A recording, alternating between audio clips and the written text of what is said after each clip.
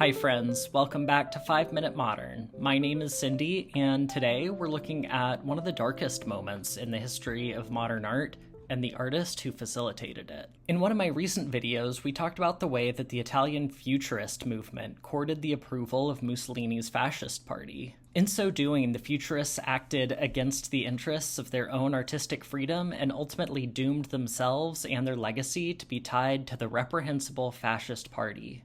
Today, we're turning to Nazi Germany, which made no allowances for modern art of any kind, not even Futurism. Adolf Hitler himself was a failed painter, and though his art career went nowhere, once he rose to power, he insisted on spreading his vision of an authentic German art. At first, some thought that modern styles could be included. Nazi sympathizer Emil Nolde, for example, pushed expressionist painting as an Aryan style indigenous to Northern Europe. But it rapidly became clear that Hitler hated all modern styles, regardless of where they came from. He thought that modern art was degenerate, and that it was responsible for the moral decay of Germany. In his rejection of modernism, Hitler insisted that art was not only painted in classical styles, but that it was sharply realistic. He absolutely opposed even minor blurs or smears in the paint, as in the work of Austrian artist Leo von Koenig. All art had to have the precise realism of a photograph. Consequently, Hitler appointed an artist named Adolf Ziegler to be the president of the Reich Commission on Fine Arts. Ziegler was Hitler's favorite living artist, though he was not widely known in the German art scene. To the extent that he had any reputation at all, it was as a precise painter of female nudes. His exacting compositions had earned him the nickname, the master of the German pubic hair. Still, when I look at Ziegler's work, I'm struck not by their exactitude, but by their incompetence and sterility. His facial expressions are often strange, blank, and inhuman, and the bodies feel remarkably lifeless, even though they're fully nude.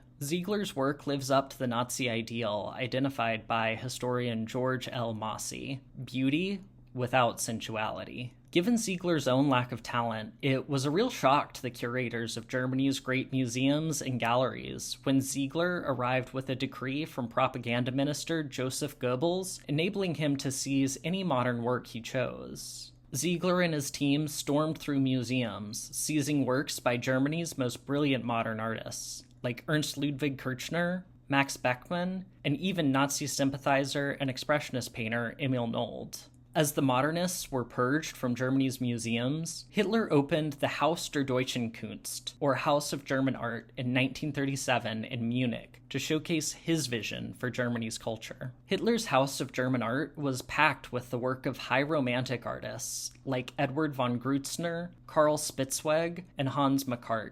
Works that were painted clearly in realistic styles with classical themes. As the House of German Art opened, Hitler gave a furious speech calling for a war against what he called the cultural decomposition of modernism. Meanwhile, to show just what Hitler meant by cultural decomposition, the works seized by Ziegler and his cronies were shown across the street at a separate exhibition called Unported Kunst, or Degenerate Art. The Degenerate Art exhibition was intended to humiliate the artists it included. The exhibition was shown in a narrow, dark building. Paintings were cramped together with mocking slogans painted on the walls alongside them. These slogans included horrific racial slurs against Jewish artists and against European artists whose work was influenced by African arts. In addition to those German artists I've already mentioned, the exhibition included work by Pierre Mondrian, Marc Chagall, and Vasily Kandinsky. It was a really horrific event, one that sought to completely dismantle the thriving culture of modern art that had flourished in Germany before the Nazis' rise to power. Ironically, in seeking to destroy modern art, the Nazis actually assembled a breathtaking collection of great modern paintings. Over 2 million visitors came to see the Degenerate Art exhibit,